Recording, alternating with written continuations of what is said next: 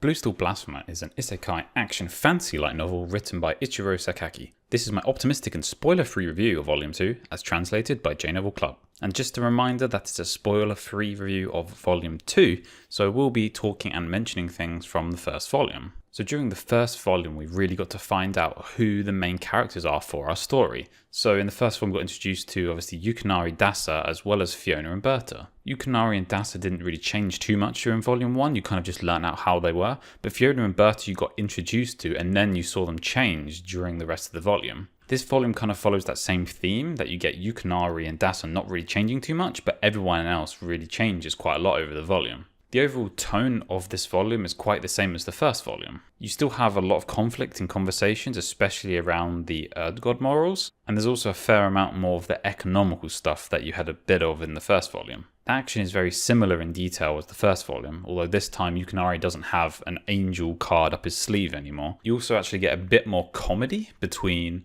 Berta and Dasa especially. If you can, try and avoid reading the synopsis, weird as that is, because it annoyingly pretty much lines out the whole of this volume. It also tries to push the whole gun meets sword thing, which really isn't what the series is about at all anymore. The first volume actually had very little about the guns, and only the first kind of half of the book actually had anything really related to the guns. Now all that stuff just is completely off the radar. So if you're looking to hopefully get more of that gun stuff, then you're just not going to get any more of that in this series by the looks of it. It's very much now less about guns and more just bringing like the earthly knowledge over to this other world.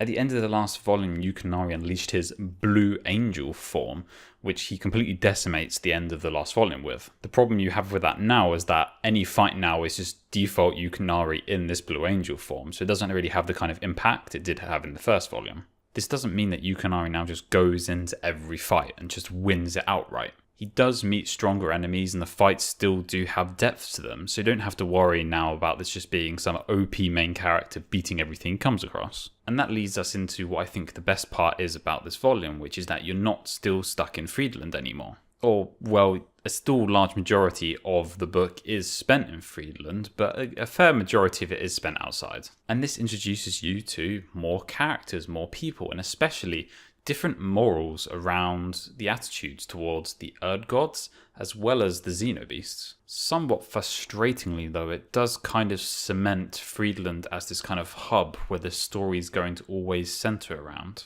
It's like every single volume will always kind of start in Friedland, branch out, go do something, and then come back and end in Friedland. That's not to say that there isn't still development going on in Friedland, so there were some loose ends which got left over from Volume 1, and all that really does get tied up nicely. The end of this volume really does mark the end of an arc, so it's actually quite hard to tell where the next volumes are actually going to go. Both the first volume and the previous volume really did have a lot of involvement with the Erdgods and Xenobeasts. Although during this volume you don't learn too much more about the Erdgods, but I can imagine every single volume you meeting more of them, and every single time you kind of learn a little bit until it builds up to a point. Speaking of overall information, you do get some more kind of background information on the other factions, as well as some actual names to characters which you can kind of tie these factions to.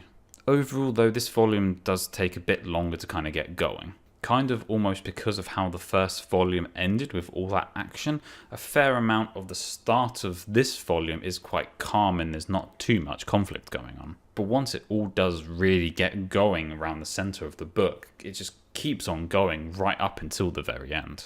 If you're like me and you read these books on the go, it can actually be kind of hard to find a stopping point during the second half of this book. Despite also the characters themselves not really setting any end goal they want to get to, you do get a good view of where the series looks to be going. That being said, it looks very, very endgame, so the next volume in this series is going to be starting a new arc, so who knows where we're going to be going. I feel like the first volume kind of started off pretty rough, but the second volume really does follow up on everything that gets started on during the first volume. Now we've had some of that information about the endgame goal, and we've also seen what it's like outside of Friedland and the different kind of attitude that people have. I really am looking forward to see where the next volume will take us. As always, thanks for listening, and until next time.